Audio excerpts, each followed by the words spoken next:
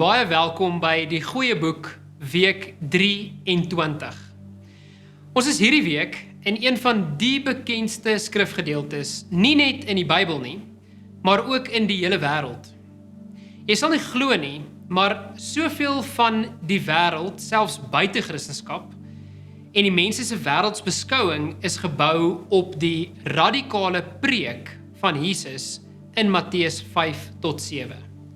Ons noem dit natuurlik die bergpredikasie of die bergprediking.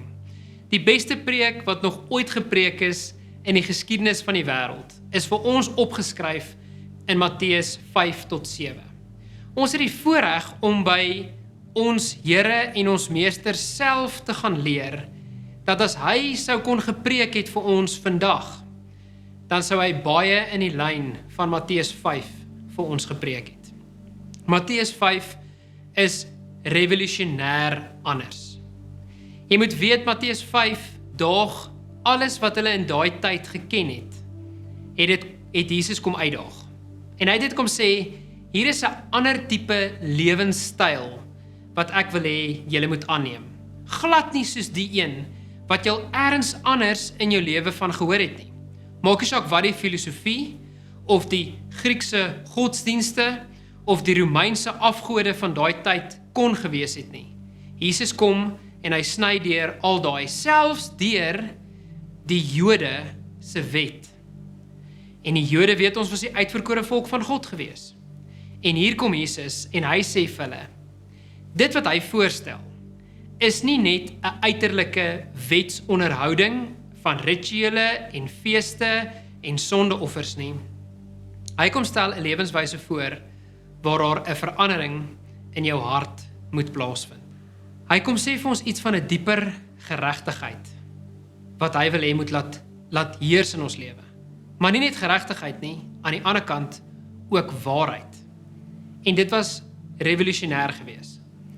Daar's 'n paar goedjies wat uit die bergprediking van Matteus 5 uitkom, wat ek graag net onder jou aandag weer wil bring. En jou net wil herinner, aan hoe goed was hierdie preek daai tyd, maar hoe goed is dit ook nog vandag, en hoe aktueel is dit in ons lewe, en die uitdagings wat ons vandag nog op 'n etiese plek beleef in ons samelewing. Hy kom sê dat die wet nie net 'n uiterlike gebaar moet wees nie. Hy sê dat dit in jou hart moet leef. Met ander woorde, innerlik kom vra Jesus vir 'n transformasie van ons lewens. En nie net uiterlik in wat ons vir die wêreld kom wys nie. Hy sê dit is nie net 'n stel reëls wat hy kom voorstel nie, maar dit is 'n gesindheid van jou hart. Nou julle weet, ek het al baie vir mense gesê dat ek kan eintlik die hele lewe volgens PC se siening daarvan opsom in een woord. En dit is iemand se gesindheid. Jy kan so baie leer uit iemand se gesindheid in alle aspekte van hulle lewe. Jy kan so baie leer uit iemand se gesindheid van hoe hulle pyn en lyding sal ervaar en sal verwerk en sal leef. Uitdagings wat oor mense se pad kom. Mense wat met 'n groot sportbesering of met 'n groot besering gesit het, die gesindheid waarna hulle na hulle situasies kyk, het hulle hele lewe eintlik kom bepaal. Die gesindheid hoe ons oor ander mense praat, hoe ons oor ander mense teenoor ander mense optree, die gesindheid van hoe ons die lewe sien, het al baie mense, as hulle gaan lees in hulle biografieë wat opgeskryf is van hulle lewens, het eintlik die deurslag gegee van hoe hulle hele lewe laat inrig het. En hier kom Jesus en hy sê, hy wil die gesindheid van ons harte kom ondersoek, hy wil dit kom toets, en hy wil hê ons met die gesindheid van wat hy vir ons leer in ons harte moet wees, aan die wêreld gaan openbaar. Ons sien dat hy eis eintlik in die bergpredikasie nie net 'n gehoorsaamheid nie, maar hy eis eintlik 'n gehoorsaamheid wat selfs die fariseërs sou oortref het. Nou hierdie is baie interessant, want ek het al so baie met mense ook daar gepraat, dat hulle sê baie keer aan die een kant het Jesus die Ou Testament se wette kom wegdoen mee, en hy het dit eintlik kom afskryf. Maar dan lees ons in Matteus 5 tot 7, dat Jesus het eintlik daai selfe wet gevat, hy het hom heeltemal kom transformeer, en toe het hy hom kom intensifiseer. Hy het 'n vergrootglas kom plaas, op wat Moses in die eerste 5 boeke van die Ou Testament kom skryf het. Hy sê as ons regtig geregtigheid en waarheid in ons lewe wil laat seëvier, sal ons gehoorsaamheid selfs die Fariseërs sin oortref.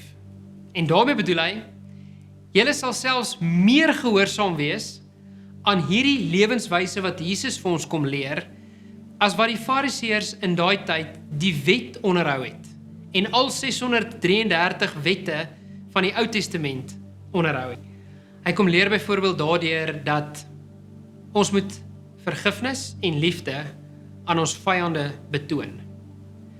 Waar die Ou Testament gesê het in Eksodus 21 vers 24, 'n oog vir 'n oog en 'n tand vir 'n tand, het Jesus hier kom sê, seën julle vervolgers, moet hulle nie vervloek nie. Hy het gesê ons moet lief wees vir ons vyande, want dit sal hulle vuur rooi van skaamte laat word. Sien julle, hy kom vat hierdie hele idee van die Ou Testamentiese wet, van die Pentateeg. Hy kom transformeer dit, en hy zoom eintlik daarop in. En hy sê vir ons, julle moet soveel meer radikaal anders as die wêreld leef, dat mense kan sien, hier's 'n ander syd as dit kom by Christene. Hier's 'n ander syd as dit kom by kinders van God, en wat hulle self kinders van God wil noem. Hy kom bied 'n ander siening oor seëninge. Hy kom sê dat, daar's vir julle gesê dat mag en roem en rykdom is die definisie van seën. Maar nou sê Jesus vir ons, dit is nie wat seën beteken nie. Hy kom sê vir ons dat seën beteken dat jy nederig van hart moet wees. Seën beteken dat jy nie in aardse dinge jou rykdom sal soek nie, maar dat jy jou rykdom in Jesus Christus en sy woord en sy teenwoordigheid sal soek. Hy kom sê vir ons, seën lê in sagmoedigheid, en nie in hoogmoed of in eer of in mag nie, maar deur die sagmoediges van gees. Hulle is die geseëndes. Want natuurlik uit die aard van die saak sal jy onthou, Matteus 5 begin met daai ongelooflike gedeelte van die saligsprekinge. Welgeluksalig is jy, as jy, en dan kom draai hy die hele wêreldorde op sy kop. En hy kom leer vir ons weer iets van die paradoks en sê, as jy sagmoedig en nederig is, sal jy geseën word. As jy armes raak sien, sal jy geseën word. En hy lys daai saligsprekinge vir ons. Radikaal anders as wat jy ooit aangewoond sou wees. Ek wil jou uitdaag om weer Matteus 5 in detail te gaan deurlees. Want dit is God se wêreldorde, wat hy weet alle seën in jou lewe sal bring. As ons onsself daarby kan hou, en soveel radikaal anders kan leef as wat die samelewing vir ons sê om te leef, daarin sê Jesus, sal jy ware geluk en ware vreugde vind.